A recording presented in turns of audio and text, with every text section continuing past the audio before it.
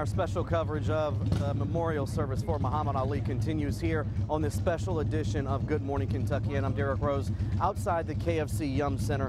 One of the stops along the processional route for Muhammad Ali this morning will be his childhood home there on Grand Avenue, the 3302 Grand Avenue.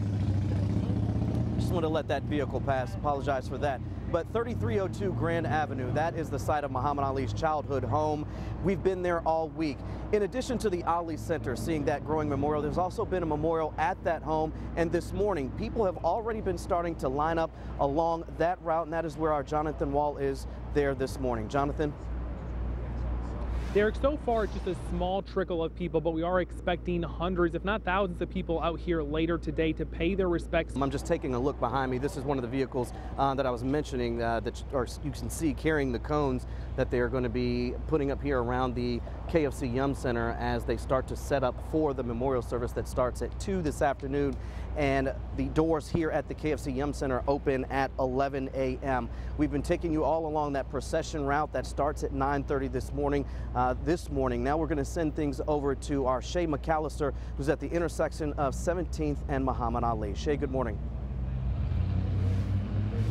Good morning, Derrick.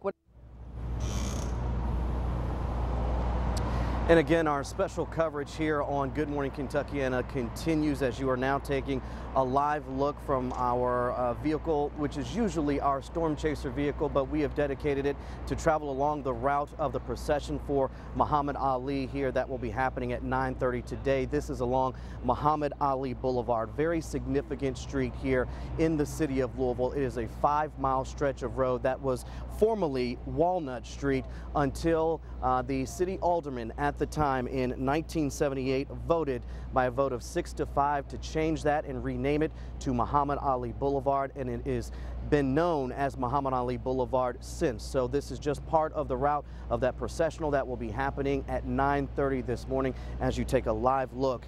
And it was just a few years before that vote to change Walnut to Muhammad Ali Boulevard that comedian Billy Crystal actually had a special performance delivered to the champ. Let's take a listen. Here he is now, only 18 years of age. Cassius, do you plan to turn professional? Yes, I do, Mr. Purcell. See, nobody's ever seen nothing like me. So fast, so pretty. I'm so fast I can play ping pong by myself.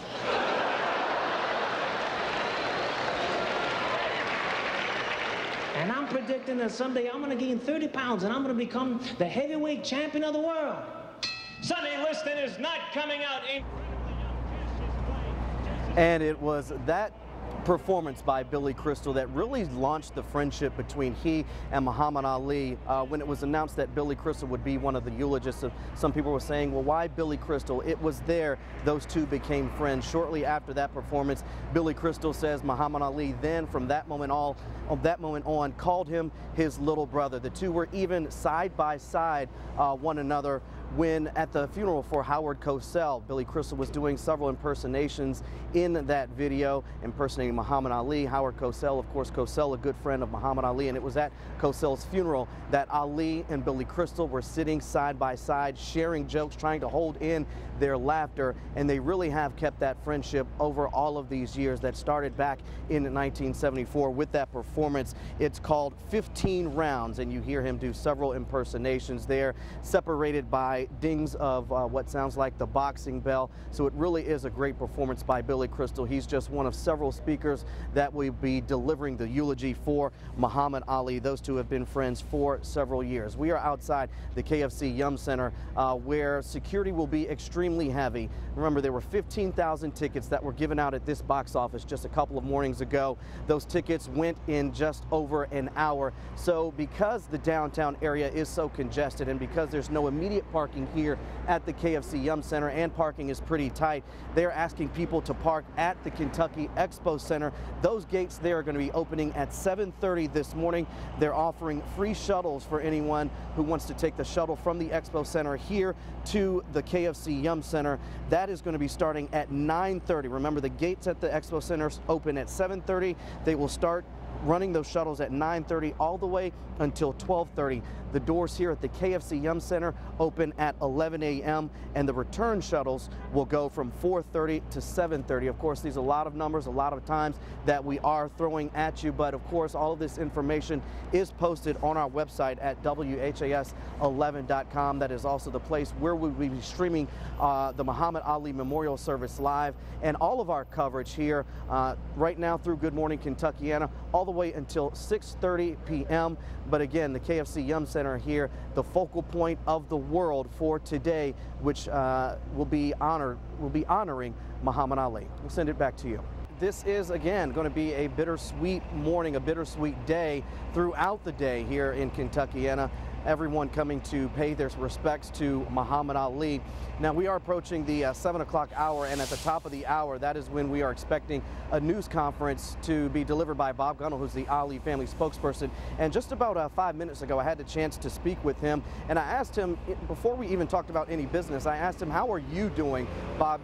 Because you've been the family spokesperson, you've known Muhammad Ali and the family for a while. He said he's been at this now for about 9 days straight with about 3 hours of sleep each day.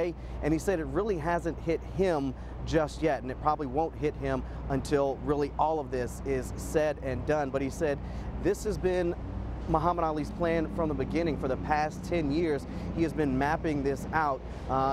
Once the day came that he would no longer be with us, and what we are seeing is that plan from Muhammad Ali come to fruition. And anytime there's a change in the plan, Bob Gunnell said he would call up Lonnie Ali and said, "You wouldn't believe what just happened." And Lonnie would say, "Yeah, I do believe it, because it's Muhammad. That's just him. He's making all of this happen." So it really has been poignant to speak to him and watch him over the past week, as well as the Ali family. One note we should mention about that news conference at 7 a.m. We are expecting a final announcement about the order of the service and the number of speakers that will be there for the memorial service. And one thing Bob Gunnell also pointed out to me that he just shared was that there's going to be another pallbearer announced that he said we all would be very interested in. He said that person, he wouldn't reveal who that person was, but he said that person actually just took a red-eye flight in today so they could be here specifically for the Muhammad Ali Memorial Service. So even up until this now, the 11th hour before the service, that we see a lot of people coming in now, Claudia and Brooke, to pay their respects to Muhammad Ali at the last minute. Back to you. And breaking overnight news of another deadly police-involved shooting, this one in suburban Minnesota. And another story that's been developing overnight, this one out of Minnesota. This video coming from the Black Lives Matter Minneapolis Facebook page. This is all in response to the deadly shooting of Philando Castile, who was inside the car with his girlfriend. Now we know protesters are outside the mansion of Governor Mark Dayton, and we are starting to see some of the live pictures. As you can see, these protesters, a different image from what we saw with the Black Lives Matter video there just a couple of seconds ago. This video coming from our sister station, KARE 11 in Minneapolis. And Minnesota, certainly no stranger to this kind of controversy. It was earlier this year, Jamar Clark, a man who was killed by police in Minneapolis. The police officers in that case would not be facing any criminal charges. That case happened last fall, but this one coming out of a small suburb near Minneapolis in Minnesota. The deadly shooting of Philando Castile. You can see the sign there, "Stop Police Brutality." That has been the cry and the call from protesters there. Run to the couch, grab some loose change. You've got until tomorrow to pick up your tickets for a massive Mega Millions jackpot. The jackpot is up to more than $500 million after Tuesday's drawing produced no winners. You know how we know that? We're all still working today. That's why. What is this? What is this? Bulbasaur. It's who? Who? It's Bulbasaur. This is Brian's phone. This is what he does. So that's what Brian does when there's just a repeat in the forecast. Rain every day. He checks out Pokemon. Very confused, Brian. He was in the weather center this morning. See? Oh, boy. He's on it. You can tell we're getting close to Friday, aren't we? It is 5:59. We've got one more hour to go here on GMK, but we're going to take a serious turn with the important stories at the top of the hour, starting right now at 6. On your side, this is WHAS 11 News.